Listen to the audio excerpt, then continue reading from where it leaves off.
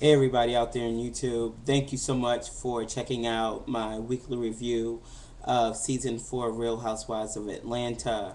Well, I it seems like every week is getting better and better. Last week it really kicked off on a good season. If you didn't see my review from last week, feel free to go and check it out. This week it started off, the girls, Nene, Candy, and Cynthia all went out to Miami this weekend. Looks like it was like a girls weekend, and it was a little different for me because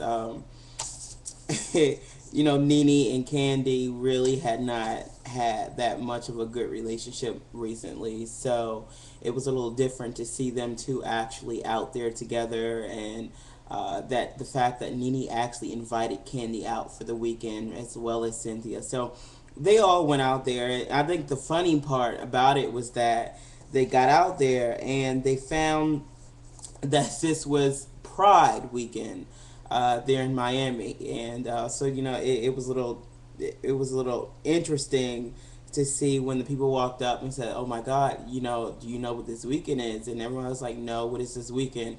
And then they're like, "Well, this is Pride weekend, whatever, whatever." So but this definitely was a sex talk episode for the girls, for the ladies actually.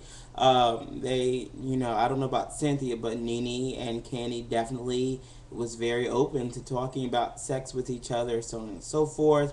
As we know, our beloved Candy is now has her own line of I don't want to say sex toys, but she has her own line of intimate luxury items. So they pretty much had a ball with that, and also in another part of the show, Croy, Kim Zolciak's, who it's her boyfriend now. It's her boyfriend while the show's being taped, but as we speak now, they recently actually just got married. But Croy is planning Kim's birthday party, 33rd birthday party.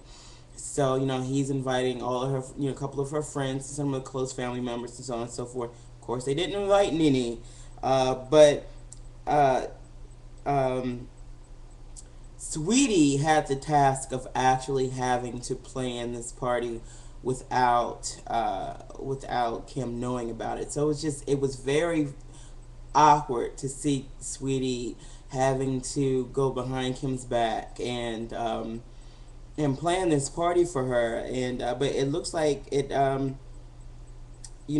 looks like it worked out well. They had a nice party. All her friends were there. It just worked out really well. And again, in this episode, just like the last episode, Kim is very, very pregnant. So, she's having all of these issues with not she's having to pee over and over and over again. So, and then of course, Phaedra has continued her quest to open up her own funeral home. She went and talked to Mr. Willie Watkins, who is this famed funeral director in Atlanta, Georgia, and she's talked to him about mentoring her on her journey to owning her own funeral business. And she went and she talked to him.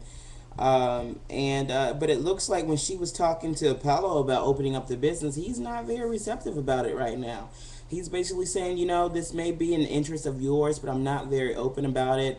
And so I'm looking forward to see, because Phaedra really thinks that she has to persuade Apollo to be a little bit more comfortable with the business. So, I'm really looking forward to seeing how she really does make him a little bit more comfortable of the idea. I mean, we just have to be realistic. If this is a business venture that Phaedra is going to walk into, then I think Apollo does, he definitely has to be at least comfortable with the idea of them, of them going into that business. So I'll be looking forward to that in the upcoming weeks.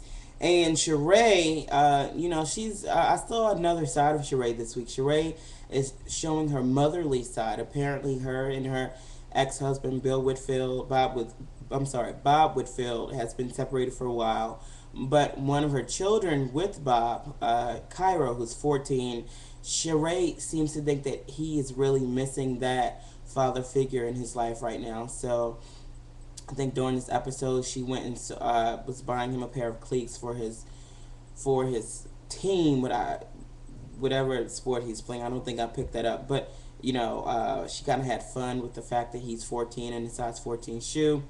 Originally, he thought he was in a size 12. I kind of had a problem with that because I'm like, come on now, you're 12, you're 14 years old. I think you should know what size shoe you wear. But anyway, she's real. I definitely saw a different side of Sheree in this episode, and and then now just to go back with Nene just a little bit.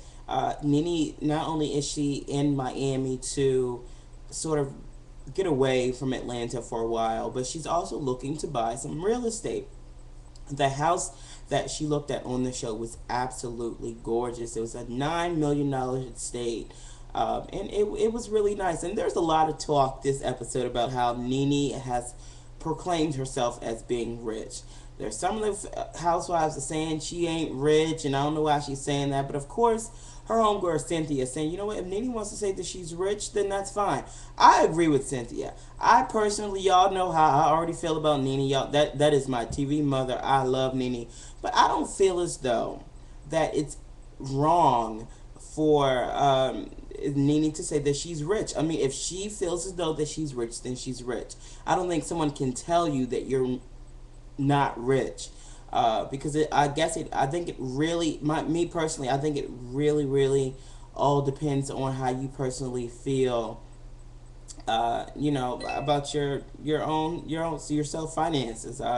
So maybe she's thinking that considering where she was months ago or years ago or some time ago, maybe where she is financially right now, maybe she is rich. Maybe she feels as though she is rich. I mean, come on. She worked alongside with one of the richest people in the world, Donald Trump. So I can tell you that she definitely walked away from Celebrity Apprentice with some sort of, financial gain from that. But not only did Nene was busy in Miami. Not only was she out there for the girls' weekend, Nene was looking at real estate, and I saw some flirting going on between one of the guys that they were talking to on the beach and Nene. She's newly single, technically, because apparently her divorce isn't final yet. So, maybe she's out there kind of surveying the land about, I call it team single. Maybe she's out there as part of, as a new member of Team Single, out there looking for prospects for romantic relationships. So I wish her the best on that. Nene definitely deserves it, and so pretty much, yeah, I enjoyed the show. I could not wait to see it tonight. And I'm definitely interested to seeing what happens next week, because apparently there's something that goes down between Apollo, Phaedra's husband, and Cynthia's husband. Can't think of his name right now. Peter. Apparently there's something that goes on between Peter and Apollo, and it is huge. So I'll definitely be looking forward to that. Again, thank you so much for checking out my reviews of week 2 of season 4 of Real Housewives of Atlanta. You can also check out my videos every Wednesday, Talks with Tim, right here on my YouTube channel. Feel free to share and suggest my videos, and leave me any comments or questions or topic suggestions that you think I should cover in my upcoming videos. You can also find my contact information in the show more field of the video section. So again, thank you so much for viewing, and until next time, take care.